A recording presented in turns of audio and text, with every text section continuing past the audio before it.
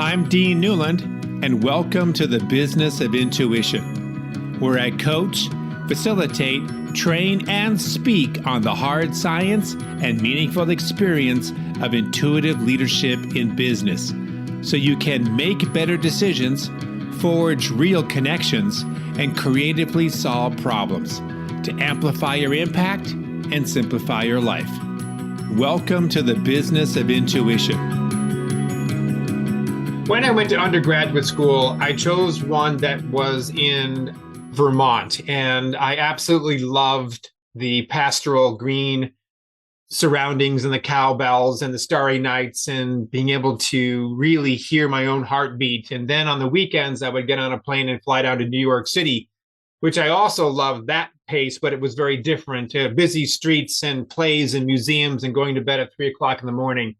I seem to be gravitated towards duality, towards the opposites of things. Now I live in Bend, Oregon, with a house that is very much close to a river, and we go skiing and paddle boarding, and it's very soothing and meditative, and I get a lot of thinking done, while our business is focused and centered primarily in Phoenix, Arizona, which is at a completely different pace of meetings and getting out and working with clients. And the duality, again, is one of the things that really attracts me. In fact, this very podcast is inspired by the duality of business, which is more focused on data and information and facts and so forth, with this idea of the superpower that we call intuition, which is something that doesn't always have language, but is creative and is possibility focused, and it's in its visionary in its nature, duality. So my next guest on the Business of Intuition is actually a person who lives and works in a space between two different opposites in some cases. On one hand, she works with these extremely smart, visionary people who have ideas about bringing certain kinds of products to market. On the other hand, she needs to be able to help them tell a story in a way that others can understand it. Duality, big idea. How do I translate it so others get it? Donna Loughlin is the founder of LMGPR and known for her work with futurists and innovators.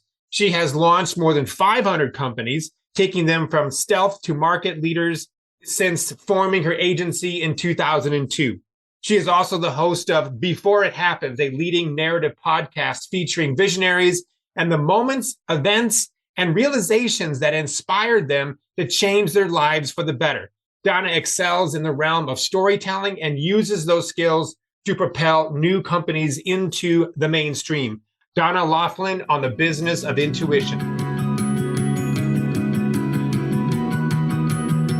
So Donna, it's great to have you on the show. Very much appreciate your time. I wanted just to maybe start us off with a question, as I understand that you really have built a career around helping visionaries tell their stories and helping with the marketing and the clarification of that.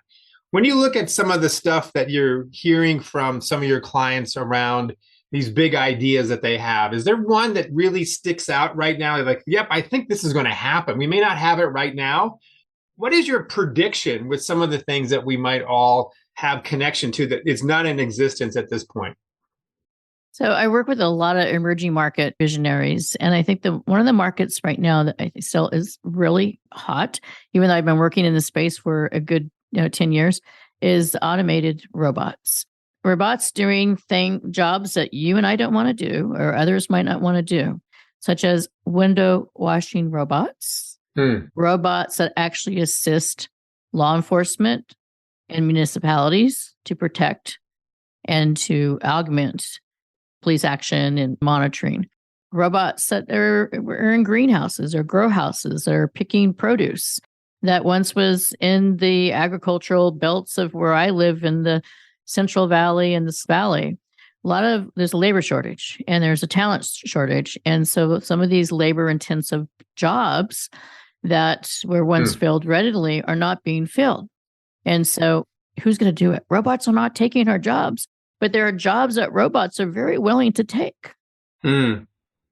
Got it. So again, this is going into the economy, and this is going into education and workforce development and so forth. Are you seeing then, with the advent of what could be more robots in our society, that it will be incumbent on all of us to have a higher level of knowledge and skill in order to do things that are not manual labor, so to speak, but more thought leadership and more thought leaders. Is that where we're heading? Is in that kind of direction? Yeah, I think so. And I think if you look at some of the most fundamental things that people do when they go shopping, most grocery stores and big box stores, whether it be, a Target or a Best Buy or your favorite, mid-sized grocery store, has self-checkout. That's a Right. form of artificial intelligence and data, content gathering. We might not think of it as being artificial intelligence and robotics, but in a lot of ways it is. It's a form of it, right? If you think back in time when we used to, you go to whether it be at a hospital or at the airport, and you would have these self-serve kiosk, right? That you put, 50 cents, $1 in, and half the time you wouldn't get your item that you paid for. Those are now being, replaced with very basic robotic type functionality. And I actually was traveling through an airport a few weeks ago, and there was a guy. It was 3 coffee places in proximity to me, but there was one that everyone was crowded around, and it was a robot coffee kiosk. And all it was a robotic arm making coffee. And I thought, wow, I wonder what that cup of coffee costs versus the Starbucks coffee and the other kiosk coffee, which I can't remember the name of it. But there was a little competition. But I thought, at least in this scenario, you get a little bit of an different experience. And it was a little bit of a show, so to speak, that you might not get typically watching the barista. And so I see these types of things, and I always stand back and say, do we need this? Is this just entertainment, or is this some kind of quirky, gizmo? But I do think there would be a use for that robot. For example, the coffee making robot could be in the cafeteria, at a corporate site where you don't have to keep the staff on all day long, 24/7, coffee being prepared. Could be in a hospital concierge or, cafeteria. It could be used on a military base, right? It could be used at an airport. I'm a private pilot and I like to fly. I don't drink a lot of caffeine for obvious reasons because I'll probably get too rigid flying. But I go to a lot of fly into a lot of small airports, and there's nothing there other than there's maybe some fuel if you're lucky. And I could see something like that being and welcome, not just a greeter, but a welcome percolating, host, so to speak. Got it. Yeah. But on this idea around AI and robots and so forth, and you're in this space, you hear these stories. I guess what are you hearing about people's concern that, AI is going to be taking over not just jobs, but maybe kind of what it is to be human? At some point I've heard, again, this is all hearsay stuff, but I wanted to get your reaction on this could be the last generation where we really sort of experience what it's like to be human. I just got a book recently called The Last Invention, which is sort of the kind of a warning book around AI becoming so ubiquitous in our life that, it's sort of taking away from what it means to be human. What's been the conversation in your space around that? And is there sort of this moral checks and balances yes, we could do this. Yes, we have the technology, so to speak, but is it the right thing to do? What's your sense around that? You can't replace cognitive thinking, right, in decision making. And artificial intelligence experts, and I've spoken to a lot of them that are very savvy, 25, 30 years, in the space, working with experts that came from the 50s and the 60s that were already talking about this. Artificial intelligence is not a new terminology. It's been around since the 50s. So we think about sci-fi movies and the robots battling and taking over the earth and stuff. Yeah. And when I was a kid, I used to hear about things like this. And, you watch the Jetsons and you'd see all this kind of futuristic stuff. I still think autonomous cars are very futuristic to me. We have autonomous, tractors and agricultural vehicles. And it's still, we haven't replaced the human totally. If you look at the number of Teslas that are on the road and you look at companies like, Waymo that are doing different experiments and stuff, we still need the human factor in there to monitor, prevent, and protect, I think, the passenger as well as the driver. Dr. Stephen Schwartz is a artificial intelligence expert, and he's written a great book. His title, I'll think of it or I'll share it with you. Sure. He himself has a Tesla. but he doesn't rely on it being self-driving. So what just happened? I had an alien. We're talking about artificial intelligence and somebody took over my voice. It's okay. So when I've talked to experts that are fans of artificial intelligence, what it can do, they clearly have told me that the human factor cannot be removed. Robots can perform tasks. They can do some miraculous things, but they can't replace our cognitive thinking and the human engagement and interaction. The engagement that you and I are having now is not robotic. It's we're having a conversation. You're using words. We're speaking the same language. Yeah. Robots often are very programmable and not two-way engaging. Siri, Alexa, they annoy me because they don't always listen to me. No, they don't. I think it's one of the human factors is that people typically respond and they don't listen. Yes. So if we're going to be in a society and communicate and be effective team members in work environment or in personal relationships and engage, we have to be able not just to respond, we need to listen. And so I think the fundamental human nature is that we like that two-way engagement. So I don't drink coffee. I watched a coffee making robot. I thought it was fascinating. He didn't spill. He didn't waste anything. Precision. It was like a fine, German car. And it was like, didn't drop, didn't miss a drop. So let's take this another step further. What would you imagine the world to look like in 100 years? Given what you're sort of sensing, and certain technologies take a while for them to really take root. Some of them are just ideas right now. What do you imagine 100 years from now?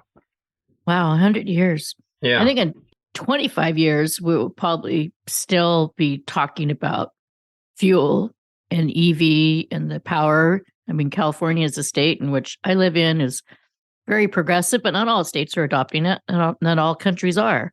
The World Economic Forum will probably still be talking about sustainability and climate change and those types of things and the problems and the hazards that we've created. I hope by 50 years that we would have been sensible enough to stop the insanity and not, have the increase of landfill, that we have and the very disposable society that we live in. The very fast fashion and fast food and fast consumption. I like fast cars and I like slow food. I want a garden. I want to be able to have access to my food. I think the grocery store of the future and the markets of the future will include the virtual reality and some of those interesting nuances in which you can actually, pick out a pattern and then pick out, your virtual wardrobe and have it made and delivered to you. Those things to me make sense.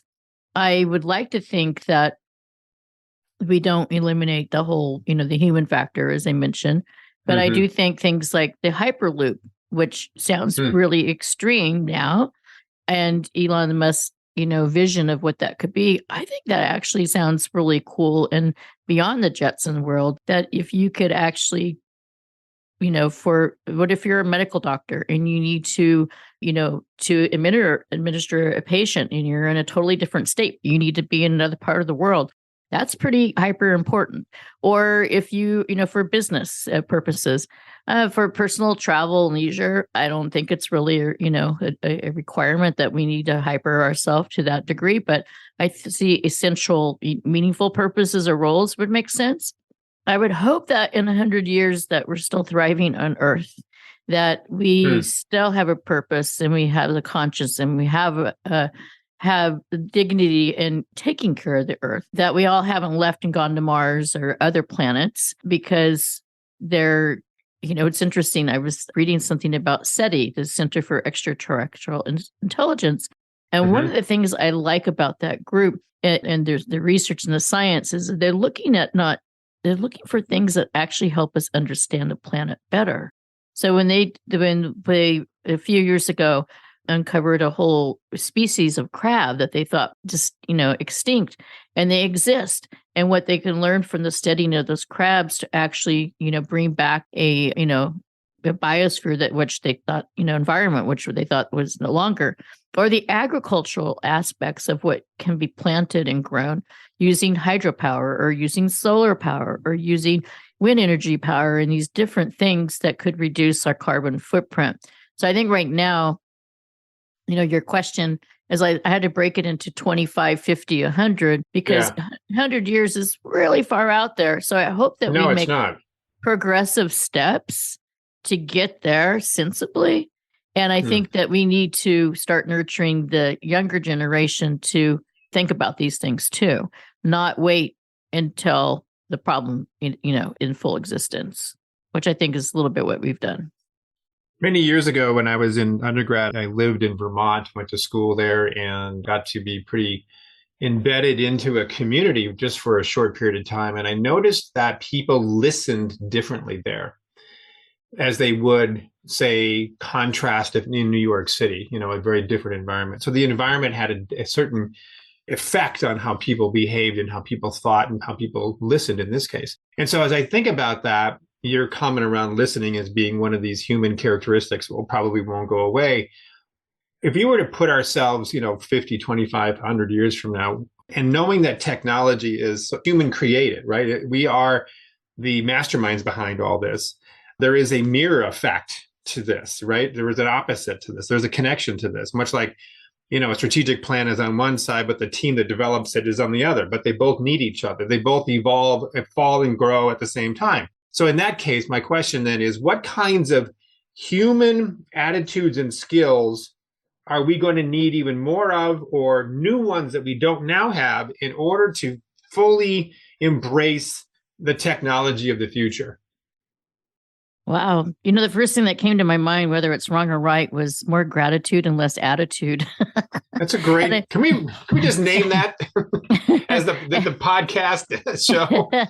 And the reason I say that is I think that we need to be open to change, open to differences of opinions, open to not just, we talk a lot about inclusion and equity and those types of things. And I think that's important, but it's just like, be human, I think, is the first thing, is to have a conscious and be open and be open to conversation. So what you just described of being in a different place, I think is really true. If you go to the Midwest, it's going to be, people respond and communicate differently than if you're in a busy, busy, busy city. When I go into communities for the first time, whether it's in North America or out of the country, and I've been to like 80 some countries in my life, I typically will go to the farmer's market because that's where people gather. I'll go to an art museum, and then I'll ask the locals for a really great place to go, the place that the locals would eat. And so I don't know if you ever see the show, Somebody Feed Phil, but I love that series on Netflix. And he typically will go to a street food type environment, a casual dining in somebody's home, and then a very upscale kind of Michelin star place. And he just all 3 degrees within one particular, be in Vietnam or be Italy or wherever he might be. I think life is a bit of a buffet in that sense, is that if we're open to it, then there's going to be some new discussions and point of view. And I've never been the person that wants to have all cohesive point, everyone you have the same positioning point. And I think that's one of the things I've learned in my career and as a former news reporter, my stories had to be written not by my point of view necessarily, but by the point of views that I've gathered and collected in discussion. And that's, my point of view could not sway the story. Now, a lot's changed in journalism since that. But I think that's where the social media component comes in, is that the social influence, the people weighing in and kind of in some ways validating whether the opinion is matter or it's relevant or not. So I think the other piece, I said less attitude and more gratitude. And I think the other is just unplugging. And I mean digitally unplugging. And I just had a conversation with somebody a little bit ago about the importance of sleep. Yeah. I savor sleep. I think sleep is one of the best things that we could possibly give ourselves. and inoculate ourselves with some more sleep, we'll probably get to just be better who we are. And I think the third, is we look at the younger generation that has been, the Gen Zs which is my kids' generation, that are totally been connected to everything. I constantly tell them, when was the last time you looked up? Look above your waist, I walk around just bumping into things. Yeah. And look up. You look at things differently, like a photographer, see the sky differently, different points and times of day. And I think it just goes back to perspective. I would hope that education is not, I think education, not just institutional college and K through 12 education, but travel and media and digital content that we have access to continues to nurture us and give us, options to be able to be nurtured. Yeah. Yeah. There's so much you just said in that, but travel being a big piece of it, unplugging, sleep, appreciation, gratitude. I was thinking about the comment around social media that we are so in the position where we're collapsing understanding and agreement, that they have to be the same thing. And I think travel and all the things you talked about kind of bring back that muscle that we can understand another person's point of view, but we don't necessarily have to agree with it.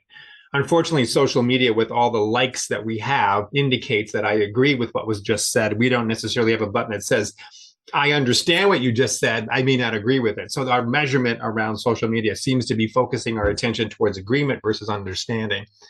I want to ask a couple of other quick questions here. I mean, kind of moving into another different direction. There are people, we teach some work on innovation, and I know that you're really big in this as well, but people sometimes say, I'm just not creative. I don't have an innovative bone in my body, and yet I don't believe that to be the case. It may be a unused or somewhat unfamiliar muscle, but nonetheless, we all can be innovative. How do you have any, relatively easy tips and tools that somebody listening to this and says, I like what she's saying, but I want to know how I can be more innovative myself since she's in this industry? Is there any 2 or 3 things you might suggest? Yeah. Surround yourself by really talented people. So, I appreciate art, but I can't draw, as an example, right? I can create with words. At a very young age, I found that my gift was words, and words were magical. Words have power, and I could influence, and I could talk to strangers with conversation and words. Eventually, those words became stories, and stories became a career and as a journalist. And so, going back to kind of the roots of knowing where your talents are, one of the things that I do when I'm looking for a good story is going through the discovery process. I think sometimes we forget as adults that our curiosity is often lost. We get too busy with structure and protocol and social, protocols and work protocols and all kinds of protocols. And if we take a little bit of that inner child, and find that, rediscover, I often find in speaking to visionaries, innovators that would create these amazing products, and I got to go back to their childhood and have a little bit of that, I wouldn't say, kind of like in the sandbox conversation of like, why? What was, what inspired you to be an engineer? Was it because you were really good at Legos or, or designing cars because you had a Matchbox, Hot Wheel collection? Or, was there something, else that, was that pivot? So I think we can all take classes, and whether they're online or offline, and find great mentors. I've learned a lot from my clients, and I think I learn a lot from my clients that I work with because I ask a lot of questions. And I ask a lot of questions because I'm a really curious, naturally a curious person. But I find it's a little bit like a hobby for me, is sometimes I'll get really geeky here. Hardware store as an example. I love to go to the hardware store because I don't know what to do with half the stuff in there. I mean, some of the fundamental stuff I do know what to do with, whether it's like cleaning supplies or some basic hardware, screwdriver, hammer stuff. But then I go to a section and there's like wire and cable and cutting and electrical stuff. I don't know what to do. So I what do we use this for, right? And I ask questions because not that I want to be an electrician or a plumber or anything. I just think it's kind of interesting to learn some of these popular science, popular mechanic type things that one might have a purpose for it down the road. And as a kid, I used to watch my father tinker, whether it was on his airplane or a car or something. And I was just always fascinated, with that level of detail. So I think talents can be uncovered in the strangest places. And I think that's the purpose in K through 12, particularly education, younger kids, of like math was not taught to me in a fun manner. No, When nor me. yeah, and math became fun to me when I could apply it to flying an airplane with my father. It was essential that I understood math and calculations, because the worst case scenario was we're going to get a land or get a crash. You don't want to land. You want to land well, and you don't want to crash. And then you got the weather and all these other things that require you to understand math and cooking. Cooking was like, okay, the boys take the hard math and girls take I didn't know there was gender-based math, but apparently there was when I was growing up. And I remember like, okay, I like cooking because you have to measure things and you have to do calculations and things like that. So I think as adults, we can find and discover those untalented things, those talents that we maybe didn't apply because we were told we couldn't. Right. Exactly. I mean, so you're kind of saying that some of the innovative characteristics start in our childhood, but certainly can be nurtured and developed as we get older. And I was sort of struck by some of the things you were talking about before around listening and sleep and looking up, combined with this new set of conversation pieces that we're having now around asking questions and being inquisitive. Sort of becomes sort of the essential sauce of the secret sauce of the innovative mind, is that we need all these things to be able to come up with these new ideas. Is there something about the innovative person that has a difficulty translating their innovative ideas to those who are not there yet? And how do you help them translate the idea, the passion, the thing that we see? I got a client right now who's just a phenomenal innovator, and he thinks always out 100 years. And his issue sometimes is he doesn't know how best to translate it in a way that people will get it. Is that possible? And if so, how? Yeah. Well, I think it's one of these scenarios. I remember when I was starting out as a reporter, and I thought, well, I can't go interview, particular person because I don't know anything about that subject. Then I realized that my job was to report. They're the subject matter expert, right? And so if I ask the right questions, then I'll get the content that I need. And I think oftentimes in corporate environments, and I've worked for a very large corporate and I've worked for small startups, is that the corporate environment sometimes silos teams. So the engineering team doesn't necessarily talk to the business development team, and the business development team doesn't talk to the marketing people over there, those people, right? And I remember, working for some very large tech companies and having to literally would go around to Canvas to get to know people in other departments so that I could actually just be a better, team member and employee, because that being able to understand, like, well, the engineer and the person that you just described, I work with, people that are extremely brilliant, but they can't explain to me the impact of the product that they're bringing to market. They can explain to me how it works, and we can get really underneath the hood. So I typically ask those questions and let them explain it. And then I have to break it down as if, I'm an alien making a peanut butter jam sandwich for the first time, right? And it's like, I need to make sure that I understand not the speeds and feeds as much as the impact it's going to make. So we were talking about agriculture and robots as an example. Why would one want to put a robot to task to pick tomatoes when we have people pick tomatoes? Well, it can pick it faster. And maybe, there's a growth cycle is faster. We don't have the labor. There's climate challenges. Maybe we have another pandemic. There's lots of reasons. Or maybe it's, it's for Alaska where they have, more extreme weather than they might in California. So I think in respectfully, understanding the other person's talent is important, right? And so, and letting them know, I'm not an engineer, but I'm great with words. Or in business development, and you need to be able to articulate exactly how to sell this product to a customer and understand the customer's needs.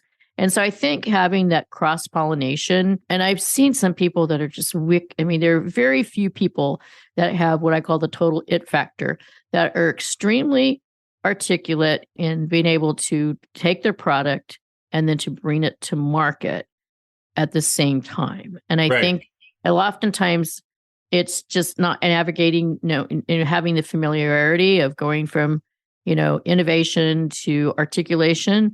But there are people who have the it factor, and I work with a lot of them. And I see the raw talent immediately, and I go, aha, I see a cover story. How am I going to help them get to that cover story then is really important to help them nurture that. Or finding a hobby that they have, if they're not quite as articulate, and finding a hobby or interest that they have that can then be woven into part of that storytelling for them. Yeah, and this gets into all sorts of other areas here, Donna, too, where I'm thinking that a person in an organization may have a great idea, and it's not that they can't even articulate it. Maybe they can, but they're afraid of the reaction that they're going to get.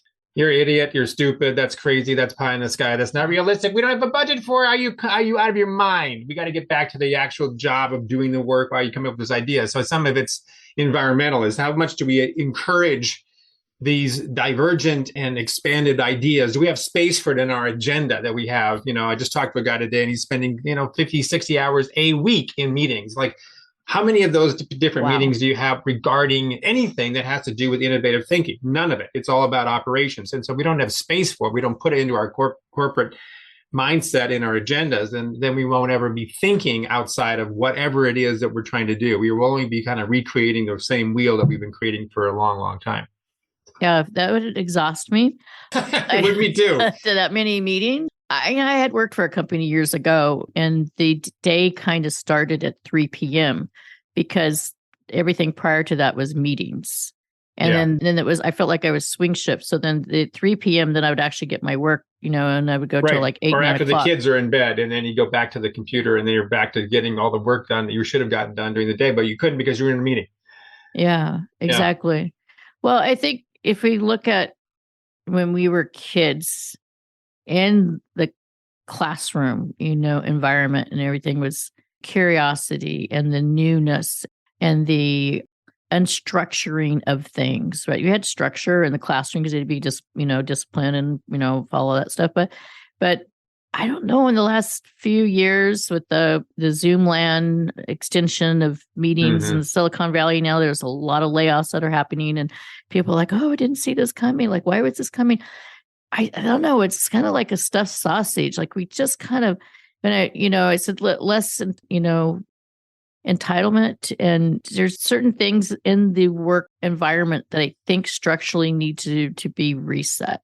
I remember going and seeing my first cubicle environment and going, oh, this is the weirdest thing. Everyone kind of like pops out of their head and kind of works in these cubes, and they go to these meetings and come back. Yeah, exactly. And then they disappeared, and it was like the open environment. And when we went so open, I remember a couple of my team members, and I said something about, well, why don't you talk to so-and-so about it? And they were like, oh, I am. I'm messaging them right now. I'm like, but he's like right there. Right next to you. I get it. I know. Exactly. And it was like the game Battleship. And I'm thinking, why are we doing that when you could just walk around the room?